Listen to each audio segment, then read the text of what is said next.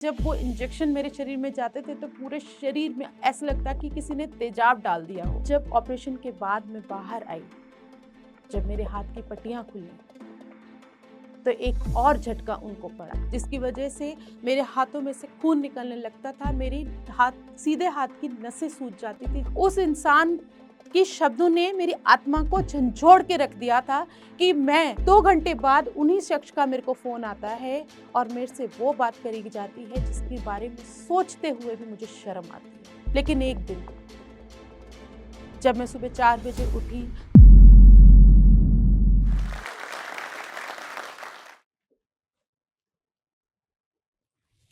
कुछ देखा आपने? कुछ नोटिस किया? कुछ महसूस किया? लोग कहते हैं कि हाथों की लकीरों से इंसान की किस्मत बदलती है। इंसान आईएएस, डॉक्टर, इंजीनियर और बड़ी-बड़ी पोस्ट पर जाता है। लेकिन उनका क्या जिनकी हाथ ही नहीं होते? उनका क्या जिनके हाथों की लकीरें नहीं होती? तो चलिए आज मैं आपको अपनी कहानी बताती हूँ जिसने बिना हाथों की लकीरों के अपनी काबिलियत, अपनी हिम्मत से अपना फ्यूचर बनाया है। अपनी काबिलियत से मैंने Guinness book of world record में नाम दर्ज किया है और इतना ही नहीं, मैं एक आईटी कंपनी की ऑनर भी हूँ। नमस्कार, मेरा नाम नवदीप कौर है। आज मैं अपनी जीवन की कहानी आपके साथ शेयर करने आई हूँ। शायद उसको सुनने के बाद आपको आपकी जीवन जीने के नजरिया बदलना पड़े। शायद उसको सुनने के बाद आप जिंदगी को जिस तरीके से देखते हैं, उस आप देखने का नजरिया आपका बदल जाए। शायद उस कहानी को सुनने के बाद आप अपने आप से प्यार करने लग जाएं। तो मेरी कहानी शुरू होती है उस हॉस्पिटल से जहां मैंने जन्म लिया। डॉक्टरों की टीम आके सफेद कपड़े में मुझे लपेट के मेरे को मेरी माँ को सौंपते हुए कहते हैं कि आपके बच्चे की जीने के बहुत कम चांसेस हैं। जब मेरी माँ ने उस चद्दर में लपेटे हुए बच्चे के चद्दर को हटाया तो मेरी माँ मेरे हाथों को देख के वहीं सुन पड़ गई और एक ही चीज उनके दिलो दिमाग में आया कि मेरे साथ ही क्यों, मेरे बच्चे के साथ ही क्यों। 7 दिन के बाद डॉक्टरों ने मेरी माँ को आश्वासन दिलाया कि हम इनके हाथ ठीक कर देंगे, इनका ऑपरेशन होगा, सर्जरी होगी, वो ठीक हो जाएंगे। जिस माँ को पहले दिन ही ये कह दिया गया था कि आपके बच्चे की सांसें कम हैं, वो जी नहीं पाएंगी, उनको एक आश्वासन मिला कि शायद मेरी बच्ची ठीक हो जाएगी। उस आश्वासन के साथ जब मेरी माँ ने मुझे अपनी गोद से डॉक्टरों की गोद में सौंपा और जब ऑपरेशन के बाद मैं बाहर आई, जब मेरे हाथ की पट्टियां खुली, तो एक और झटका उनको पड़ा। वो झटका था कि डॉक्टरों की मिस्टेक की वजह से मेरे हाथों की जो उंगलियां हैं, उन्होंने आपस में जोड़ दी थी। उस टाइम मेरी माँ वहीं पर चक्कर खा के गिर गई थी। वो समझ नहीं पा रही थी कि मैंने तो सही करने के लिए दिया था, मुझे तो ये कहा गया था कि मेरे बच्चे को सही करके लाएंगे, लेकिन उन्होंने क्या किया।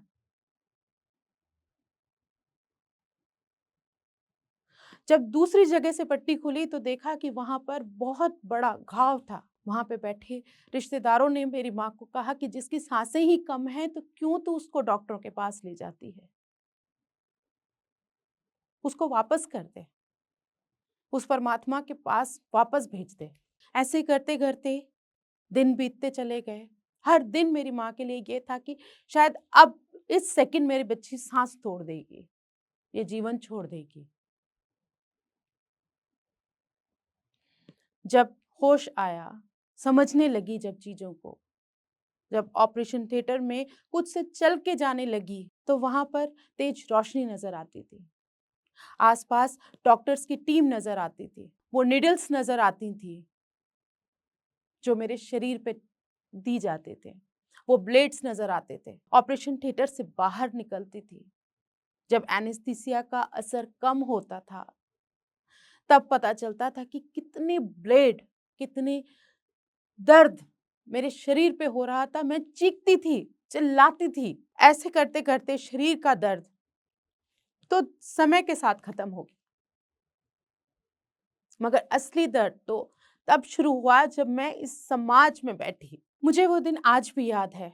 मेरी मम्मी ने मुझे सिंड्रेला की तरह तैयार किया था और ये बोला था कि आज हम स्कूल जा रहे हैं। किसके स्कूल? नवदीप के स्कूल। मैं बहुत खुश थी कि आज मैं स्कूल जाऊँगी। न्यू बैग मेरे लिए रेडी किया गया था, बुक्स भी ले ली गई थी और मैं खुशी-खुशी अपने मम्मी-पापा के साथ गई थी। मेरे एक जिस ऑफिस में मैं अंदर गई, वहाँ पर 2 चेयर रखी हुई थी। एक तरफ डायरेक्टर बैठे हुए थे और दूसरी तरफ पेरेंट्स बैठे हुए थे। मैं उन डायरेक्टर को देख रही थी और यही उम्मीद कर रही थी कि आज मेरा एडमिशन होगा, अब मेरे भी फ्रेंड्स बनेंगे। लेकिन डायरेक्टर ने मुझे बुला के बोला, बेटा इधर आना। जब मैं उनके पास गई तो उन्होंने मेरे हाथ देखे। मेरे हाथ देखते से ही छूटते हुए उनका शब्द उनके मुँह से निकले कि ये बच्ची पेंसिल नहीं पकड़ सकती सर, ये पढ़ाई कैसे करेगी? मेरी माँ के आँखों में वो प्रश्न चुभ रहे थे कि ये पेंसिल नहीं पकड़ सकती। एक उम्मीद थी उनको कि मेरी बच्ची भी पढ़ेगी, आगे बढ़ेगी। मैं कभी मैं ज़्यादा उस बात को समझ नहीं पा रही थी, लेकिन कभी मैं डायरेक्टर का चेहरा देख रही थी, कभी अपनी माँ का चेहरा देख रही थी। क्यों? क्योंकि मुझे तो सिंड्रेला बनाया गया था, मेरी मम्मी-पापा की सिंड्रेला, जो एक एडमिशन लेने गई थी। बहुत रिक्वेस्ट करने के बाद मुझे उस स्कूल में एडमिशन मिला। एक दिन सितार की आवाज़ मेरे कानों में गूंजी। मेरी माँ सितार बजा रही थी सुबह के 4 बजे। उस आवाज़ को सुन के मैंने अपनी मम्मी से कहा कि मम्मी मुझे भी सितार सीखना है, मुझे भी बजाना सिखाओ। तो मेरी मम्मी ने कहा हाँ, मैं तुझे भी इंस्टीट्यूट भेजूँगी। मगर पता थोड़ी था कि उस इंस्टीट्यूट में भी बैठे हुए संगीत सिखाने वाले जो सरस्वती माता को पूजा करते हैं, वो एक बच्चे को वहाँ पहुँचने पर ये बोलेंगे कि ये पॉसिबल ही नहीं है बेटा, ये इम्पॉसिबल है। उस टाइम मैं उस वो शब्द को समझ नहीं पा रही थी कि आखिर ऐसा क्या है मुझ में जो हर जगह से मुझको ना सुनाई देता है? ऐसी क्या कमी है मुझ में जो भी मैं कुछ करना चाहती हूँ उससे पहले ना एक पत्थर की तरह मेरे सामने खड़ा हो जाता है।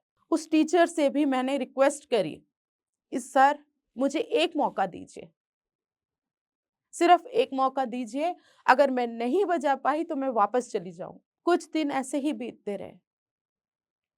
मैं इंस्टीट्यूट जाती, मुझे वापस भेज दिया जाता था, प्लेग्राउंड में भेज दिया जाता था।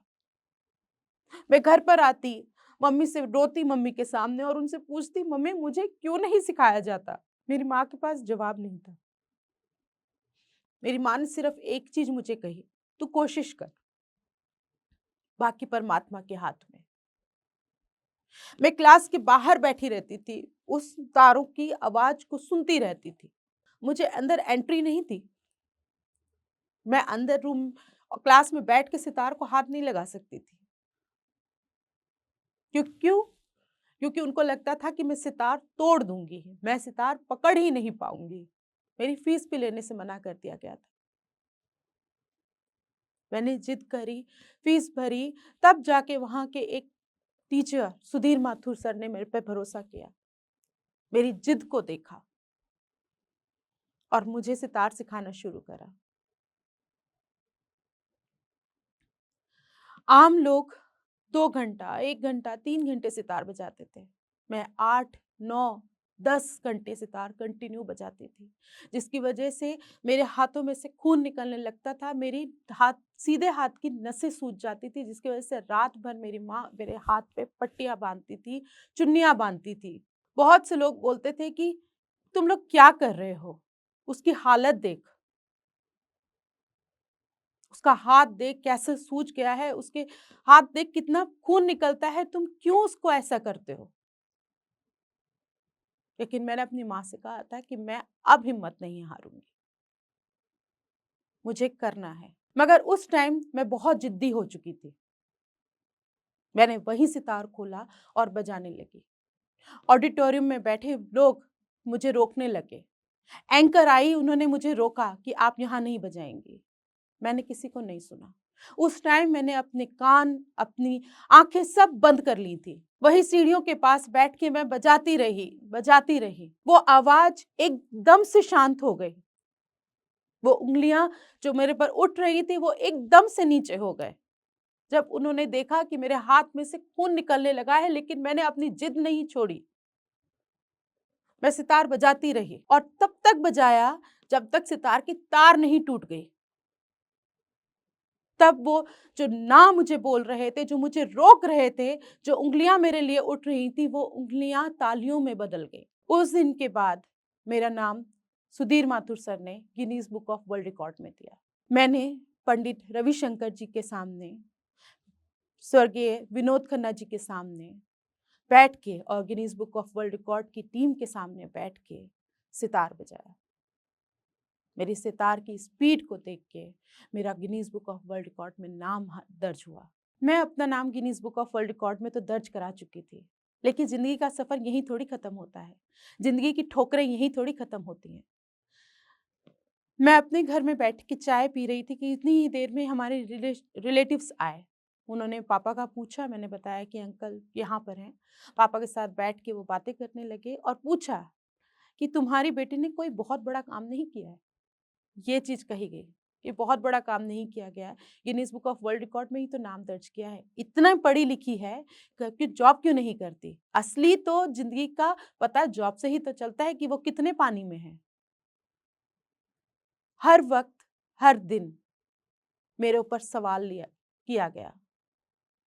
मेरी काबिलियत पे प्रश्न उठाया गया कि यू कांट, तुम नहीं कर सकती हो। लेकिन एक शख्स ने मेरे मुंह पे बोला कि आपके हाथों नहीं है, इसीलिए हम आपको ये नौकरी नहीं दे सकते। मैंने उनसे बोला कि मैंने वर्ल्ड रिकॉर्ड बनाया है, जब मैं सितार जैसी चीज बजा सकती हूँ तो मेरे को आप कैसे बोल रहे हो कि मैं ये काम नहीं कर सकती। उस ऑफिस से बाहर निकलते ही 2 घंटे बाद उन्हीं शख्स का मेरे को फोन आता है और मेरे से वो बात करी जाती है जिसके बारे में सोचते हुए भी मुझे शर्म आती है। वो इंसान मुझसे क्या चाहता था? वो इंसान जो मुझे नौकरी नहीं दे सकता था, लेकिन मेरे साथ गलत काम करने के लिए मुझे बोल रहा था। उस इंसान के शब्दों ने मेरी आत्मा को झंझोड़ के रख दिया था कि मैं एक Guinness book of world recorded sitar इस नवदीप कौर होते हुए भी कुछ नहीं हूं। मुझे ऑफिस में काम नहीं करने के लिए मिलता था। मैंने छोटी से छोटी नौकरी के लिए भी अप्लाई किया। मैंने एमबीए किया एचआर में, यूनिवर्सिटी टॉप किया, इसलिए कि एक व्यक्ति मुझे फोन कर पे बात करे कि आपको जॉब तो नहीं दे सकते, लेकिन हम ये काम के लिए मैं आपसे बात कर रहा हूँ। एक छोटी सी कंपनी में मैंने काम करना शुरू करा। मैं उस कंपनी के बहुत थैंकफुल हूँ कि उन्होंने मुझे ये अवसर दिया, अपना टैलेंट दिखाने का मौका दिया। मैं बहुत खुश थी।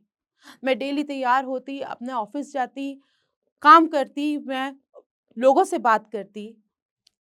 लेकिन एक दिन जब मैं सुबह 4 बजे उठी, पूरी रात मैं बेचैन थी, मैं सो नहीं पा रही थी, मुझे समझ नहीं आ रहा था कि क्या हो रहा है ये। जब मैं उठी, तैयार हुई, अपना टिफ़िन लिया, नॉर्मली रूटीन में रही और जब मैं अपनी कैब में बैठ के ऑफ़िस पहुँची तो मैं जब पेन उठा के साइन करने लगी, तो वो पेन मैं नहीं उठा पाई। मेरे राइट आई से कंटिन्यू पानी बह रहा था, मैं समझ नहीं रही पा रही थी कि क्यों ये आँख में से मेरे पानी आ रहा है।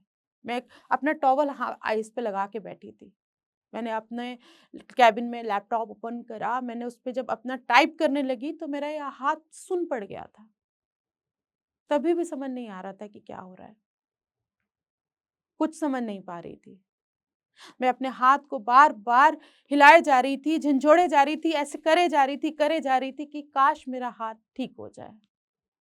वो जो धीरे-धीरे सुन्न पड़ रहा था, वो ठीक हो जाए। लेकिन ऐसा नहीं, वो जो सुन्न पड़ रहा था, वो धीरे-धीरे बढ़ता चला गया। जब मैं अपनी चेयर से उठी, तो मैं उठ नहीं पाई, मैं वहीं गिर गई। मुझे व्हीलचेयर पे बिठाया गया और हॉस्पिटल पहुँचाया गया। जब डॉक्टर ने मुझे देखा तो मेरे पापा को बोला कि बेटी का शरीर, आधा शरीर पैरालिसिस हो चुका है, ये ठीक नहीं होएँगी। वहाँ पर बहुत हेवी स्टेरॉइड्स मुझे दिए गए। इतने हेवी स्टेरॉइड्स थे कि जब वो इंजेक्शन मेरे शरीर में जाते थे, तो पूरे शरीर में ऐसा लगता कि किसी ने तेजाब डाल दिया हो। लेकिन उस कंडीशन पे भी जो सवाल मेरे लिए खड़े थे, उन्होंने ये कहा कि ऑफिस में काम नहीं कर पाई तो अपने पैरालिसिस अटैक का बहाना बना दिया। उन लोगों ने मेरी कंडीशन नहीं देखी थी। कि मैं व्हीलचेयर पर बैठी हूँ। उनकी आवाज़ ने, उनकी बातों ने इतनी तकलीफ़ दी कि मैंने व्हीलचेयर उठाया और व्हीलचेयर पे मैं खिसक-खिसक के मैं बैठी और ऑफ़िस में फ़ोन करके बोला कि I am again joining this company, I am coming back. जिन डॉक्टरों ने मुझे और मेरे पेरेंट्स को ये कहा था कि आपकी बेटी दोबारा ठीक नहीं हो पाएगी, आज उन्हीं डॉक्टरों के सामने मैं खड़ी हूँ, बिल्कुल स्वस्थ, बिल्कुल ठीक। तो जो भी मेरी बातों को आज सुन रहा है, उन सब से मैं सिर्फ़ यही कहना चाहती हूँ कि ज़िंदगी बहुत खूबसूरत है, तकलीफ़ें तो पार्ट है इसका। जब मेरे जैसा इंसान जिसकी सांसें नहीं थी, जिसकी जीने का एक दिन भी नहीं था, वो आज आपके सामने खड़े होके अपनी बात बता रहा है, तो आपके पास तो बहुत कुछ है। आप अपने आप को अगर अंधेरे में बंद कर लोगे, तो आप अपने आप को कभी नहीं समझ पाओगे कि आपके अंदर क्या क्वालिटी है। मैं जोश टॉक और पूरी टीम का बहुत-बहुत थैंकफुल हूँ और मैं यही आशा करती हूँ कि जिस तरीके से मेरी और लोगों की कहानी आई हैं, ऐसे और भी लड़कियों को प्रेरणा मिलती रहे और वो आगे बढ़ती रहें। जब हम घर पर सबका ख्याल रख रहे होते हैं या पढ़ाई पूरी कर चुके होते हैं, तो मन में एक सवाल ज़रूर आता है, अब यहाँ से मेरे लिए आगे क्या है? हम कभी-कभी भूल जाते हैं कि हम कितने काबिल हैं। हम भी घर के सभी कामकाज के साथ अपना करियर भी बना सकते हैं। ऐसे में कभी परिवार का साथ नहीं मिलता, कभी कोई सही दिशा दिखाने वाला नहीं मिलता, या फिर कभी-कभी हम खुद ही हार मानकर बैठ जाते हैं। तो ऐसे में हम सबको चाहिए होता है बस एक सपोर्ट, और वो सपोर्ट हमें मिलेगा जोश टॉक से। जोश टॉक्स जॉब्स फॉर वुमेन एक ऐसा प्रोग्राम है जिसमें हमें एक्सपर्ट ट्रेनिंग, मेंटोरशिप, हमारी जैसी और औरतों का सपोर्ट मिलेगा, जिससे हम सब मिलकर आगे बढ़ेंगे। यहाँ हमें एक्सपर्ट्स ऐसे गाइड करेंगे जैसे हमारी बड़ी बहन हो। इसके लिए हमें बस एक फॉर्म भरना है, जो कि डिस्क्रिप्शन और पिन कमेंट में डाल दिया गया है। चलिए साथ मिलकर आपके सपनों की नौकरी को हासिल करने की दिशा में पहला कदम उठाते हैं। चाहे आप आर्थिक रूप से आत्मनिर्भर बनना चाहती हो या फिर नए स्किल सीखना चाहती हो, जोश टॉक्स की टीम आपकी मदद के लिए यहाँ है।